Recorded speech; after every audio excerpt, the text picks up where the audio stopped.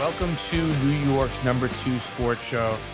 The Rangers lose to the Vegas Golden Knights 3-2 in overtime.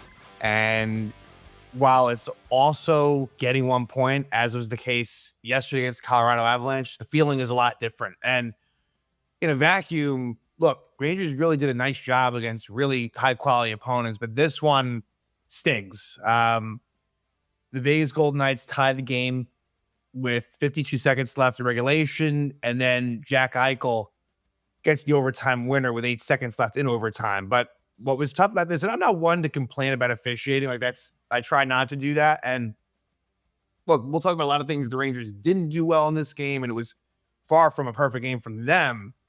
But what really bugs me is a few things. And I think that it played a major role in the result in this game.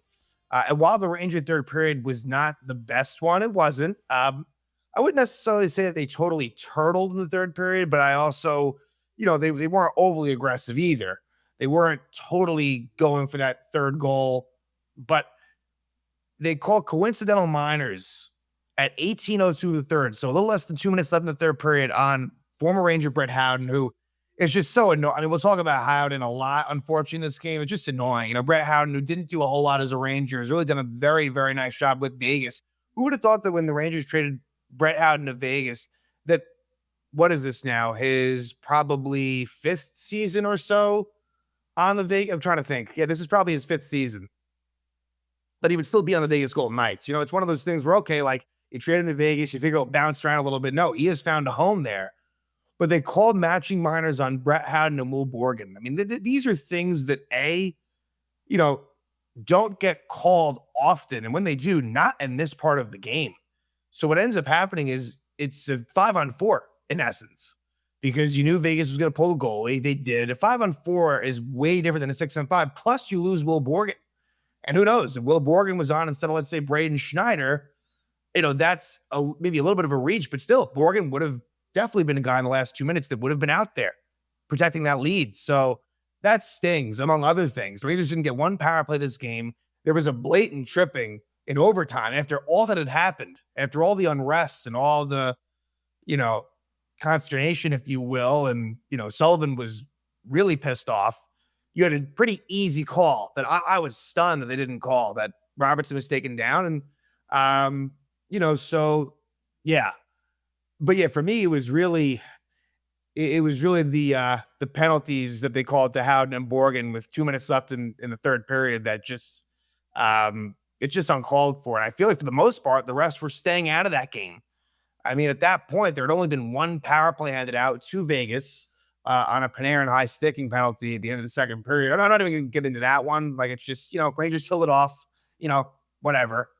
But yeah, that was just pretty insane.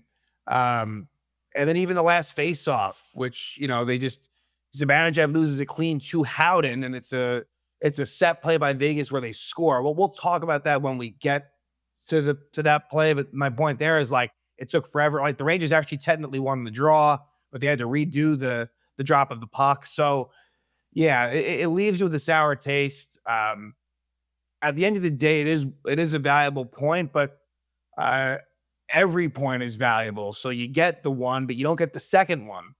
And I thought the Rangers lately, like, they've come very close to, hitting a point where it's like, all right, like, where you can truly kind of feel not good about them, but proud maybe is the right word. And it just, a combination of the eye test and the results, it leaves you just a little bit short. And this would have been an example of if they had somehow come out with the 2 points and it was so close to happening. The Rangers have been very good at protecting leads. They really have been. Maybe it hasn't always been pretty, but like the stats back it up. And it didn't quite happen here. Now, look, it's not, they lost regulation. They got a point against a good Golden Knight team. I don't think that this year they're at the level of a Colorado Avalanche or a Dallas Stars, who the Rangers, came back and beat Dallas. But yeah, give the Rangers some credit without Adam Fox to hang in there. So yeah, like, I'm not really down on the Rangers, despite some, worrying trends that kind of reoccur here. And look, this was the fifth back-to-back set for the Rangers this year. They are now 0-4-1 in the second game of those back-to-back sets. So this is the first time they got a point in those situations, but still, that's 5 losses, in each of those 5 games. And, the home record is still really bad. I mean, I believe it now sits at 3-8-3. Again, that's obviously horrible. But, 15-12-4 overall, which, isn't great, but it could be worse. It's going to be a very competitive Eastern Conference as far as, again, like those last few playoff spots. And I know, like, look, this is nowhere near a team this is not a team that's anywhere close to cup contention. But it is interesting. They do kind of have a style of team that, in theory, could have playoff success with the way they play. But the big issue is they don't have the firepower, right? Look at these last 2 games as an example, and forget about the overtime factor of it. Forget about that for a second. But just Nathan McKinnon taking a game over and Jack Eichel. Rangers don't have anything approaching that. And that's a big, big difference, obviously. So that's what they do lack, and what they're going to try to find. I don't know how or when, but yeah. So Jonathan Quick got the start, looked pretty good considering the fact that he was out for a couple of weeks due to injury. He looks pretty sharp. And he was tested early and often. So, well, let's talk about some other lineup things. So forwards wise, Taylor Radish was, I believe, a healthy scratch. He didn't play. I believe it wasn't injury related. It's been weird with him where Radish, I think he missed maybe a practice due to personal reasons. Not really sure there's something going on there, but the fact of the matter is, like, his play on the ice hasn't been great. It's not as if he's been like horrible. He just hasn't been very noticeable. After getting off to a pretty decent start, goals aside, like he was playing up solidly. But, this is where, again, that Taylor Radish signing, it wasn't a great one. Like those depth signings, Taylor Radish, Parsonen, Vakanainen. I thought there's another one that I'm forgetting. Maybe it was Sherry, although that one's a little bit different. Let's see. Am I forgetting one here? Yeah, I guess Sherry, which is not, I don't totally put in that category because they gave like 2-year contracts to Radish, Parsonen, Vakanainen, and these are players that are like kind of in like the health. I mean, in the case of Parsons in Hartford, got waived. Vakanainen's like a regular healthy scratch, and now Radish, he is in that sort of revolving door of like bottom 6 wingers that kind of come in and out of the lineup at this point. And so what happens is the Rangers sent down Brennan Othmann. Brennan Othmann was on the roster for probably the last 3 games: Dallas, Ottawa, and Colorado. It was a healthy scratch. They send him down and they call up Yaroslav Milosh, who had been up a little bit earlier this season. Actually, I thought Milosh looked halfway decent. Like, I wasn't really impressed with Milosh when he'd been up before. In this game, I actually felt like there were some moments when he looked all right. Again, he'll go back down pretty soon, I would think. Like, I don't think he's going to be someone that stays up here, but I thought it looked okay. But it just shows you what they think of Brennan Othmann. I know it's a different style, right? Othmann isn't really a bottom 6 type of guy, whereas Milosh can be. So that is a part of it, but still just kind of, and the ironic thing is both of those players, Othmann was a 1st-round pick. Milosh was a 5th-round pick in that same 2021 year. So yeah. So he was on the 4th line with Brodzinski and Carrick.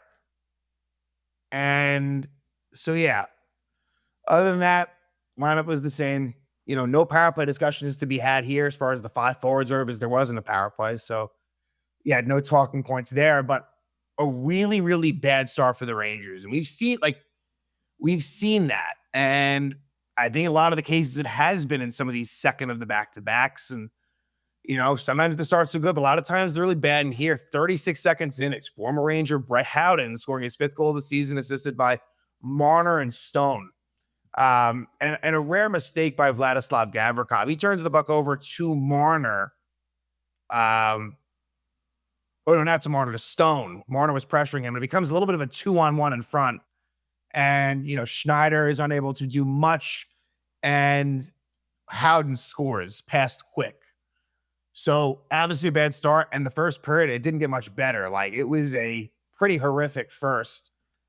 There was a fight that Sam Carrick to try to get the team going. Carrick, who at this point is probably your most likely person to get into a fight, given that Matt Rempe's out and, Carrick is probably the most willing participant. And he gets into a fight with Keegan Colasar. And it was an admirable, thing of Carrick to do. It didn't exactly get them going in the first period. It didn't really change much. Vegas still, maybe eventually could say that it did, but it didn't have an immediate effect. Vegas outshot the Rangers 8-3 in the first. It felt worse than that. Like the Rangers were lucky to only be down 1-0. But here's the thing. The second period, give the Rangers a ton of credit. That was one of the most impressive periods of the season. Like, that was good to see because a lot of these games, it never gets better. It's like, it's anemic and it stays that way. The Rangers dominated the Golden Knights the second period, outshooting them 16-6. And the Rangers eventually get on the board. And it's the same line that does it. And it was a line that probably didn't have a great first period. But really had a very good second period. Mika Zibanejad scores his 11th goal of the season, assisted by Lafreniere and Robertson. And it was interesting how Zibanejad originally just before that, had an unbelievable opportunity in front on a very similar play where it went from Panarin to Robertson to Zibanejad. They try it again, and Robertson takes the shot from the point. And I guess it deflects off of Lafreniere in front. He was also in front. And then Zibanejad scores past Carter Hart. So Carter Hart was in goal for the Vegas Golden Knights, reinstated into the NHL. This, I believe, was his first road start since being back. But yeah, Zibanejad scores, and he looked Zibanejad looked really good in this game. He's just very physically engaged. I'm pretty impressed by what I've seen from Zibanejad, who really obviously, it had been rough times for Mika, really. Last year, and I just feel like, there was something missing, and I don't know if we want to call it like Kreider being done. I don't know if it's that directed. I think that has to be part of it. Like also, maybe Mika just buying into the new coaching staff of Mike Sullivan, but Mika seems all in, and like there was bursts. It was like, he's had a good season for sure, but then there's just nights like this where it's like that was like very impressive, and he's been a center, right? Because like that was always his position, but we thought going into the season, all right, there was a good chance he might play wing and JT Miller plays center. No, like Miller's actually been the one on the wing with Trocheck now. But yeah, it's kind of like lost and forgotten about the fact that Zibanejad just kind of back in that center spot, logging big time minutes. Really a little bit more than he had the last few years. So yeah, he scores in what is not a goal that you're like, I don't know. It's not a goal that you always see from Mika, but you're seeing it more this year, just right in front of the net, being in the right area and scores. It wasn't a greasy, dirty goal necessarily, but that is where you want to see him. And again, yeah, just want to give him some praise. Then, what was it? 4 minutes later after that, a little less than 4 minutes after, at 13:01, Alexis Lafreniere scores the 7th goal of the season, assisted by Zibanejad and Panarin. So a goal and an assist for Zibanejad and Lafreniere. And Alexis Lafreniere has had, big time struggles. Really hasn't been much of a factor in most games. The puck gets stolen from him a lot. Offense dies on his stick. Obviously, he's not great defensively, but this was a world-class goal. And really, it was a good period. Like Lafreniere, this was an engaged period from him. Do I think that means that he turned a corner? No, but it goes to show you what he is capable of. That's the frustrating thing. There is talent that exists there. You just don't see it that often. But Lafreniere gets that goal, a really nice shot. And yeah, just a hardworking shift, cycling the puck around. And, eventually what happens is it is a nice cross-ice pass from Zibanejad to Lafreniere, and he just buries it under the crossbar and in. And the Rangers take a 2-1 lead. So a real good turnaround from the Rangers from what was a horrible first period to a really good second period. Then at 13:13, a little bit after that, Hutton and Malash both get roughing minors. So it's 4-on-4 for a bit there. Nothing comes of that. And then in 19:10, Panarin high sticks Braden McNabb. And there's always that advantage, or minimizing, I guess, the danger when you have the period break up a power play. I always find that, that's pretty helpful. And in this case, it helped a bit.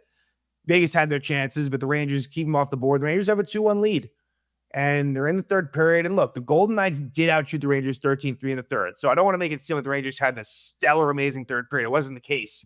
A key moment for me as I'm watching this is the Rangers, I felt like, hit a bit of a groove with, let's say, 3 to 5 or 6 minutes left in the third period. But what was unfortunate was you got a stoppage of play on, I think it was a Panarin shot that may have been deflected and went into the netting. And not only you get a stoppage, which that in and of itself was kind of annoying. It was Owen's fault, just the way it was, but it was the 6-minute commercial timeout that hadn't happened yet. So I felt like that reset, I think, was a good thing for Vegas, just in the sense that the Rangers, I felt like, were in a good flow of things. And if there was no stoppages, I really think that they would have found their way. So you get that sort of reset. But then again, now it goes back to that horrific call on Borgen and Howden, which was just major advantage Vegas for so many reasons. Again, it takes Borgen off the ice. And the bigger thing is it makes it 5-on-4. It's like a legitimate power play. Whereas 6-on-5, it's a lot more difficult. Not that Vegas couldn't have timed it up that way, but there was just no need for that. It wasn't like this was a game officiating where they were making a ton of calls. It was just out of the blue, and Sullivan was red hot.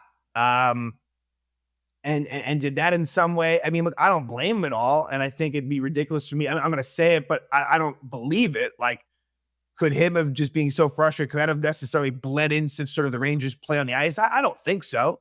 I think they knew the task at hand. I don't think that they necessarily folded or, kind of, like I said, it just was what it was. And at 19:08, Hurdle ties it up. His 13th goal of the season, assisted by Stone and Eichel. And look, a passing play between Eichel, throws it towards the net. Stone, I think, goes for the rebound, and then it's in front, and Hurdle cleans it up on the backhand. And look, Braden Schneider was out there. I don't know that he would have been. I know that Gavrikov is paired with Schneider. I think that there's a decent chance it could have been Borgen. I wish I knew that better in terms of the tendencies that Mike Sullivan has, and I guess David Quinn and the defense and what they would have done there. But look, Will Borgen is someone you trust more than Schneider. So again, there's that too. But yeah, that one hurts for the reasons. If it had been a 6-on-5, I think you can more live with that. But you just knew it was going to go wrong, and it did, and it ties it up at 2. And so now we go to overtime. And here's the fucked up thing with this, and where I think Vegas may have gotten a little bit of a break too. Vegas was actually 1-6 in the 3-on-3 overtime portion this year. That's pretty bad. I mean, I wouldn't have thought that. I mean, that's pretty significant. But for basically 4.5 minutes of this overtime, it was 4-on-4 because you still had 2 seconds left starting the overtime of those minors. So players go off the ice, and it's 4-on-4 until the next stoppage. Well, the next stoppage didn't come until 15 seconds left. So, I'm not saying the Rangers would have for sure won if it was 3-on-3, but again, Vegas has that bad record. It was just a confluence of bad events based on that call. And again, Matthew Robertson was tripped. For some reason, they don't call it. It was crazy after everything that had happened. And eventually what it is there's a stoppage. The Rangers have an offensive zone draw with about 15 seconds left. It's Zibanejad versus Howden on the draw, and the Rangers also have Panarin and Robertson. Now, the Robertson thing, it's a little strange to me. And again, no Adam Fox kind of changes the dynamics here, but I'm not saying that Robertson necessarily fucked up on the goal. One could argue that he did. I'm not even going to go there. Jack Eichel, again, it's world class. Robertson kind of did the best he could, but it's just a little bit odd that would be the choice, that Robertson, that he would be seen as the option there. I'm just a little bit confused by that. If it were me, and I'm not sure who was on before that, right? But that does play a factor. I would probably defer to Gavrikov, if nothing else, and maybe someone else even before Robertson. But what happens is, again, it's taking so long to drop the puck. Originally, it was won by the Rangers, but I'm okay with them doing it again. But Howden wins it back clean against Zibanejad, and it goes to Shea Theodore, who does an immediate bank pass off the boards, and it springs Eichel free for a breakaway. He's past Matthew Robertson, and he makes a move and scores past Jonathan Quinn. So at 4:52 of overtime, Eichel is 12th for Theodore and Howden. So again, Howden played a huge factor. He scored that opening goal. He was part of the coincidental minors late in the third, and he gets that face-off win to set up that Eichel goal. So again, very frustrating in that sense. But yeah, just, it's one of those things where even if Robertson, I'm thinking, okay, just take him down. But if Robertson does that, maybe it's a penalty shot, kind of pick your poison at that point, right? Between the breakaway and the penalty shot. It's just a tough way to go out. They were close to going the street. And who knows how that would have went down, right? You have Quick instead of Shesterkin. I don't know that they would have necessarily won that. But yeah, this one, I'm not so upset with the team. Although, again, a very bad first period, not the greatest third period. And look, this Ranger team, it's even when they play well, goal scoring is an issue, right? Even within this good stretch here, they haven't scored a ton of goals, right? They really haven't. Think about it. They really have. I'm not even going to go into it. They simply haven't. Doesn't mean you still can't win that way with great defense and goaltending. But yeah, that's kind of the situation they're in right now. So Rangers lose, but end is a pretty good stretch. Now the schedule lightens up a bit in the sense of days off and opponent quality. And the next game is going to be at Chicago against a Blackhawk team that is coming off of a 7-1 loss to the Ducks. So I don't like that. I mean, you know how I feel about that? Chicago probably will respond. Also, though, it'll be Chicago's first game back home after I think a pretty lengthy road trip. So that can also be tough for them. The other thing to look at with Chicago is they are coming back down to earth. So that could be a good thing for the Rangers. We're facing a Blackhawk team that, while it got up to a good start, I think it's a much improved Chicago team. It certainly is a beatable one.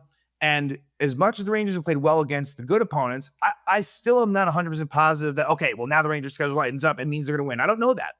I don't know that for sure, that the Rangers are going to just take advantage of lesser opponents. And it's not as if they're playing like the dregs of the league coming up. It's just not what we saw this past week. So, yeah, a pretty light week for the Rangers, though. It's a Wednesday game in Chicago and a Saturday game home against Montreal. So, the Rangers have played a lot more games than most. I mean, as far as the league goes, the Rangers have played 31 games. They're the only team to have played 31. So, yeah, 15-12-4. Hopefully they can continue their good road ways in Chicago. But a weekend that, pretty eventful games against good opponents, Colorado and Vegas, and the Rangers get 1 point against the Avalanche, and they get 1 point against Vegas in different ways. And but what we saw this week at MSG was late time goals against Dallas, Will Cooley, against Colorado, Artemi Panarin, against Vegas, unfortunately, Tomas Hertl. So, yeah, again, wish the officials kind of stayed out of this one. It might have been a different result, but not to be. Again, final score at Madison Square Garden. In overtime, the Vegas Golden Knights beat the New York Rangers by a score of 3-2. And now the Rangers will head on the road to take on the Chicago Blackhawks.